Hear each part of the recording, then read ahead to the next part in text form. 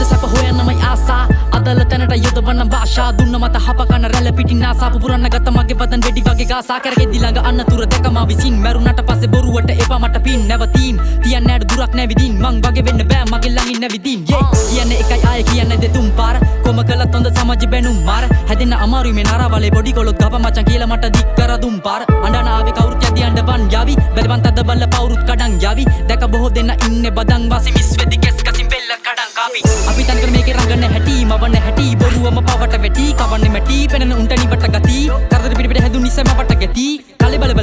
කලබන්නේ මූදු නෑ කලබල නෑ කවදත් පෙරවන් වෙස් මූණු අතගල ඔලු කරගෙන වශි උඹ වාසිය තියෙනකන් උන් දෙන්නේ හාදු